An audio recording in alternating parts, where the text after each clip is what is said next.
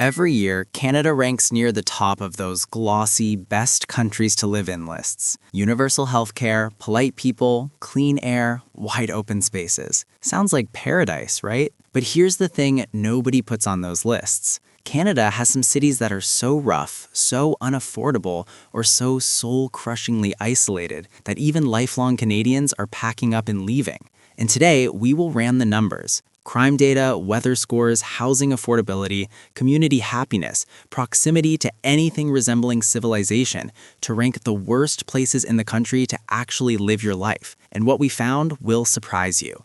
Let's get one thing straight before we dive in. Canada is a massive country, the second largest landmass on the planet, and most of it is absolutely brutal to live in if you're not in exactly the right spot. When people ask online, where's the worst place to live in Canada, the answers flood in fast. On X, the responses were overwhelming. Brampton for crime and gridlock, Winnipeg for safety, the entire Greater Toronto area for being unaffordable and chaotic. On YouTube, the comments were even more blunt. People weren't naming specific cities at all. They were just writing Canada, as in the whole thing. But we're here to get specific. So let's meet the contestants, the cities that made our worst of list, and then we'll get into why the data crowned one very unexpected winner. British Columbia has some of the most stunning scenery on the planet. Mountains, ocean, forests. It genuinely looks like a screensaver. But two of the cities on our list sit right in Metro Vancouver's shadow, and for people actually living there, the view does very little to compensate for everything else going wrong. First up, Langley, BC. It's one of those fast-growing suburban sprawl cities that sounds decent on paper, close to Vancouver, growing fast, newer developments, but the reality hits hard once you're actually there. Housing costs are brutal, ranking among the least affordable in the country. Property crime is elevated and the homelessness situation is visible and worsening. The schools are overcrowded because the population grew faster than the infrastructure could keep up. And then there's the rain. Not occasional rain, constant, relentless, soul-dimming Pacific Northwest rain that falls for months on end while you're sitting in gridlock traffic that's only gotten worse as the suburb expanded without a proper transit plan to support it. But if Langley is rough, Surrey is another level entirely. Surrey comes up constantly when Canadians talk about dangerous cities, and the data backs that reputation up. Gang violence, auto theft rates that are genuinely alarming, traffic congestion that rivals downtown cores. The city is massive, culturally diverse, and has real economic activity, but the crime situation has followed the growth, and the city has struggled to keep up. Reports claim it regularly ranks among the highest for violent incidents in the Metro Vancouver region. Overcrowded schools, visible homelessness on major streets, and the same relentless rainfall as everywhere else in the Lower Mainland round out what is, by any honest measure, a tough place to call home. If BC's problem is crime and cost, the Prairies have a completely different kind of suffering to offer. This is a part of Canada where the winters are not just cold, they are legitimately dangerous. Minus 40 degrees Celsius. That's also minus 40 Fahrenheit because at that temperature, the two scales meet. Your car won't start, your face hurts within seconds of going outside, and you've still got to live your life in it for months. Lloydminster, Alberta sits right on the border with Saskatchewan, literally straddling two provinces, and it earned some of the worst scores on our entire list. High crime rates that rank among the top in the country, weather that is absolutely punishing, remote isolation with limited amenities, and scenery that's best described as flat, barren, and endless. The oil industry brings jobs, and housing is cheap, genuinely cheap,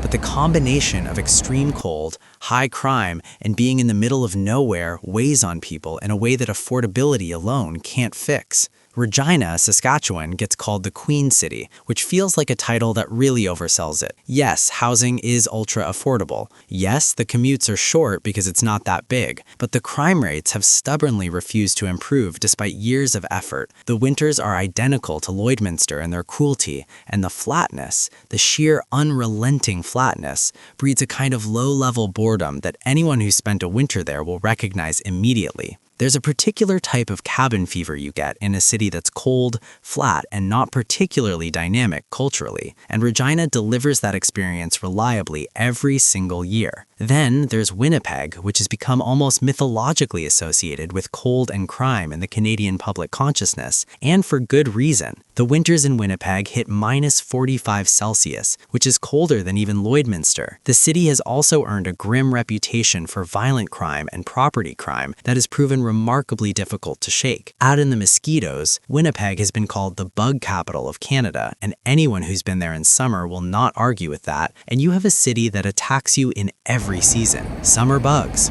winter cold, year-round crime. Winnipeg has its defenders, and the people who love it really love it, but the data does not return the affection. Ontario is home to the largest city in Canada, the economic engine of the country. Niagara Falls, wine country, cottage country, and some of the most productive farmland in North America. It also produced 4 of the cities on our worst places list, which tells you something important about how badly a place can squander its advantages. Let's start in the west end of the province, with Windsor. Windsor sits across the river from Detroit, which means it's got easy access to a major American city and the economic activity that comes with it. But it's also got all of Detroit's problems bleeding across the border, literally. Air quality in Windsor is noticeably affected by Detroit's industrial output. The automotive industry that built Windsor's economy is volatile, and when it struggles, Windsor struggles in ways that ripple through the whole community. Unemployment runs chronically high. Some neighborhoods have elevated crime.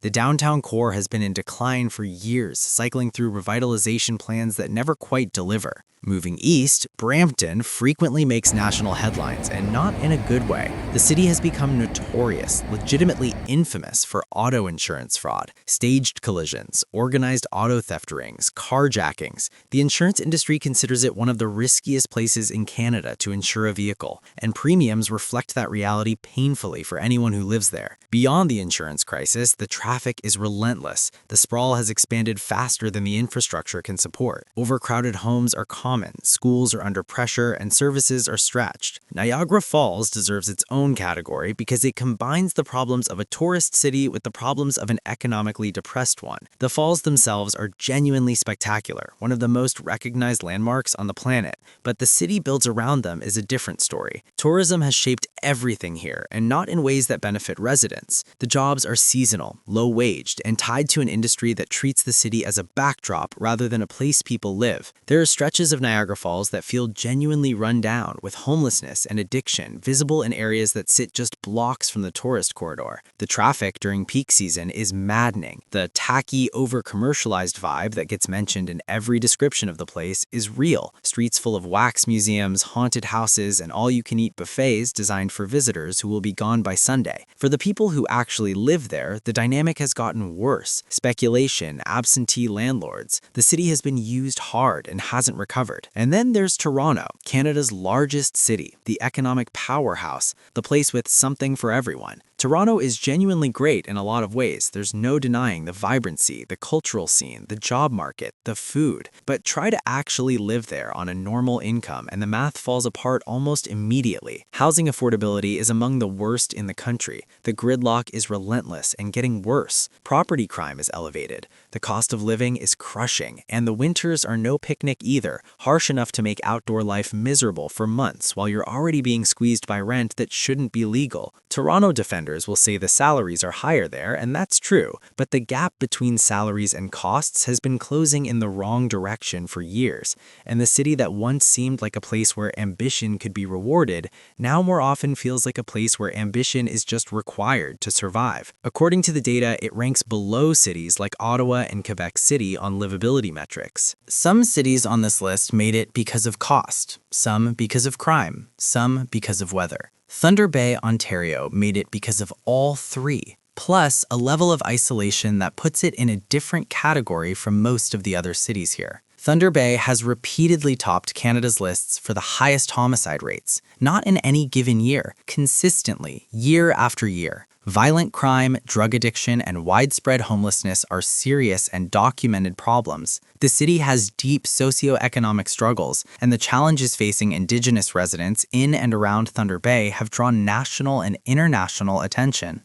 Poverty is significant. Resources are limited. The winters are brutal, and the isolation makes everything harder. People who live in Thunder Bay will tell you it has community and character, and they're not wrong, but the data on safety and quality of life is bleak. Moncton, New Brunswick rounds out the list and brings a different kind of problem into focus. Moncton is a growing city, one of the faster growing in Atlantic Canada, and you'd think that growth would come with improving conditions. But what's actually happened is that the housing market has exploded in a city where wages haven't kept pace. Violent crime and break-and-enter rates have at times surpassed much larger metropolitan areas. Homelessness has increased dramatically and visibly. Addiction challenges are intensifying. And the wages? Reports claim that nearly half of New Brunswickers earn below the living wage. Half! In a province that was already struggling economically before the housing crisis hit. That's an alarming number. So now you've met all the contestants, but ranking them isn't just about vibes.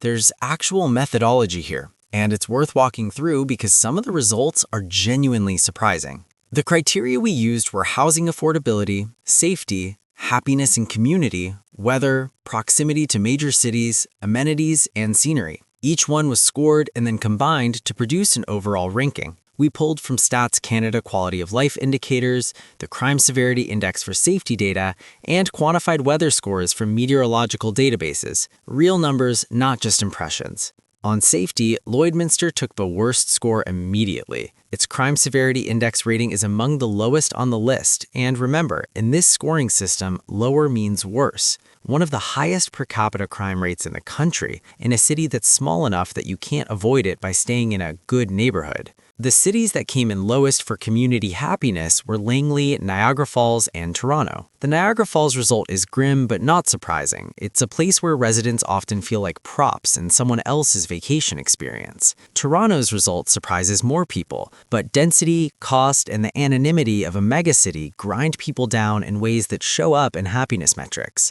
Weather scoring went beyond just temperature. It factored in cloud cover, precipitation, wind, and snow accumulation. Lloydminster came out worst here, too, edging out even Winnipeg when all factors were combined. The -40 baseline combined with more extreme snow accumulation and persistent cloud cover made it the worst weather city on the list overall. For proximity to a major city, Thunder Bay scored a 1 out of 10. There is genuinely nothing near Thunder Bay. Windsor, on the other hand, scores surprisingly well because of its proximity to Detroit. Even though it's a foreign country, it's still a major urban center, and the access is real. Amenities, schools, hospitals, transit, commercial infrastructure mostly track with population size. Toronto and Surrey score highest. Lloyd and Thunder score lowest, though both still have basic essential services. Scenery is where things get interesting. Lloydminster is flat tundra. It scored 3.5 out of 10. Niagara Falls scored 9.5. The falls are genuinely extraordinary. Toronto got 6.5. And Langley, despite being in BC with mountains in the distance, scored only 7.5 because the immediate landscape is suburban sprawl and you can barely see the mountains through the development. Housing affordability produced the most dramatic gap of any category. Toronto scored 1 out of 10. Vancouver-adjacent cities like Surrey and Langley weren't much better. And Lloydminster? 10 out of 10 for affordability, the cheapest real estate on the list by a significant margin, which sounds great until you add everything else back in. When all the scores were totaled up, the result was Lloydminster, Alberta. Not Toronto, not Brampton, not Vancouver. A small oil town of roughly 30,000 people straddling the Alberta-Saskatoon border is officially, by the numbers, the worst place to live in Canada. And when you think about it, it makes complete sense. Lloydminster manages to score terribly in almost every category that actually matters for quality of life, while only winning on housing price, which is cheap precisely because nobody particularly wants to live there. That's the irony that runs through the whole story. The cheapest houses are cheap for a reason. You can buy a house in Lloyd for a fraction of what you'd pay in Toronto, and in exchange, you get some of the highest crime rates in the country. Genuinely life-threatening winter temperatures, flat, empty terrain as far as the eye can see, limited amenities, and the distinct feeling of being very, very far from anything. Lloydminster has terrible location, and no amount of cheap square footage compensates for it. Here's the thing that keeps coming back when you look at this data. The worst places to live in Canada aren't necessarily the ones with the biggest headlines or the most online infamy. They're often the ones that combine multiple problems at once: crime and isolation and weather, in a way that leaves residents with no relief. Where do you think belongs on this list that we missed? Is there a city you've lived in that's worse than anything here? Drop it in the comments.